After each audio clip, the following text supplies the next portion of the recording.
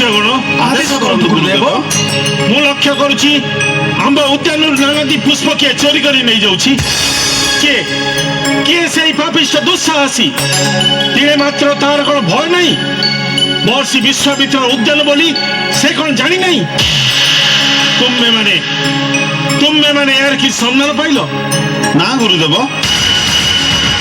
ଆମ୍ଭେ ଶତ ଚେଷ୍ଟା କରି ମଧ୍ୟ ଏହାର କୌଣସି ସନ୍ଧାନ ପାଇଲୁ ନାହିଁ। ସେଥିପାଇଁ ଆମ୍ଭେ ବହୁତ ଦୁଃଖିତ ଗୁରୁଦେବ। ତେବେ ଶୁଣ, ତୁମମାନଙ୍କ ଛଡ଼ା ଆମ ଉଦ୍ୟାନରୁ ଯଦି କେହି ପୁଷ୍ପ ଚୋରି କରେ ତେବେ ତାହାର ହସ୍ତପଦ ଆମ ଉଦ୍ୟାନ ବୃକ୍ଷରେ ବନ୍ଧନ ହେବ। ଏହା ମୋର ଆଦେଶ। ବିଶ୍ୱାମିତ୍ର ବାକ୍ୟ କେବେ ଅନ୍ୟଥା ହେବନି। କିନ୍ତୁ ଗୁରୁଦେବ, ସେ ଯଦି ମନୁଷ୍ୟ ନ ହୋଇ କୌଣସି ଦେବୀ କିମ୍ବା ଦେବତା ହୋଇଥିବେ? ତଥାପି ଏ ଋଷି ବାକ୍ୟ ନଇବ ଅନ୍ୟଥା। ଦେବ, ଦାନବ, ଗନ୍ଧର୍ବ, କିନ୍ନର, ଯକ୍ଷ, ରକ୍ଷ ଯେ କେହି ହୁଅନ୍ତୁ ନା କାହିଁକି, ବିଶ୍ୱାମିତ୍ର ବାକ୍ୟ କେବେ ଖଣ୍ଡ ନେବ ନାହିଁ। ଆସ ଆସ ଶିଷ୍ୟଗଣ, ଯଜ୍ଞ କାର୍ଯ୍ୟ ଆରମ୍ଭ କରିବା।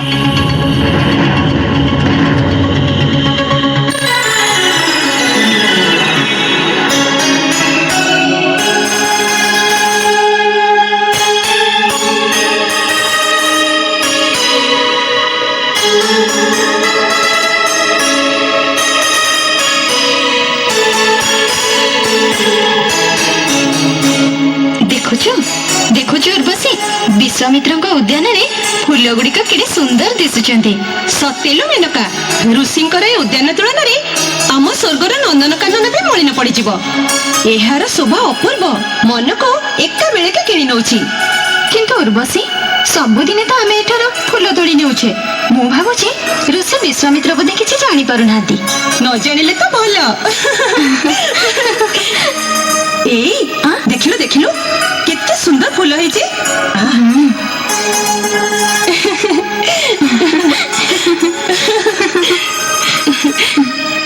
ଏଇ ଦେଖୁଛୁ ମେନକା, ଫୁଲ ଆଜି କେତେ ସୁନ୍ଦର ଦେଖାଯାଉଛି।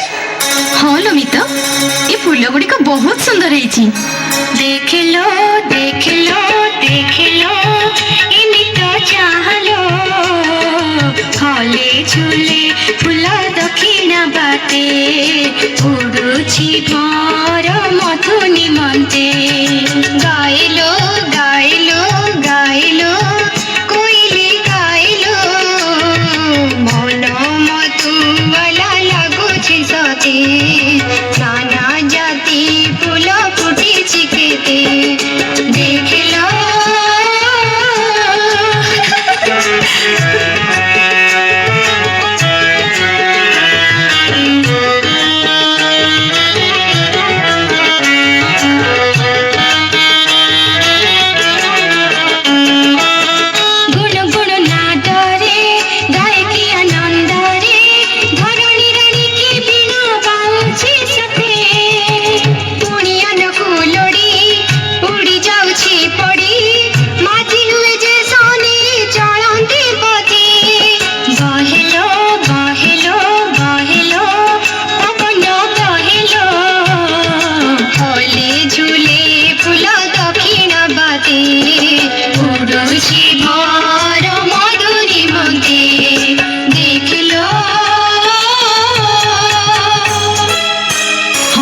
मेनका, चाल एठू फुल तोड़ी शीघ्र पळेबा। ऋषि जानिबा आगरू एठू पळेई जिबा, नहेले विपद आसी पारे। चल चल चल चल।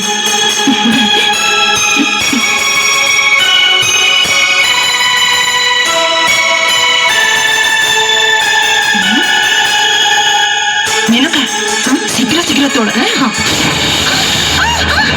ये कौन है मेनका? ये कौन है मेनका? हम हाथ गोड़ कोड़े फुल गछरे बांधी गला। मोर भी तो सही अवस्था बसी। कौन करिबा कहिलु? कोन करिबा? चल दी जण मिसे डाका छाड़ीबा। जदी के सहृदय व्यक्ति थिबो हम आपन चित्कार सुनी ए विपद मुक्त करबो। हो हो सेया करिबा। चल रक्षा करो, रक्षा करो। के कोठी अछि हमको रक्षा करो, रक्षा करो।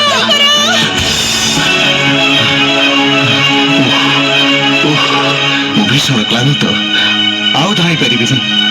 आश्चर्य मृग, मु जेते थर सरसंधान करुछि सेते थर लक्ष्यभ्रष्ट हो जाउछि। कि लज्जा ରାଜା ହରିଶ୍ଚନ୍ଦ୍ର ପକ୍ଷେ ଏ ଲଜ୍ଜା କଣ ଶୋଭନୀୟ? ଏ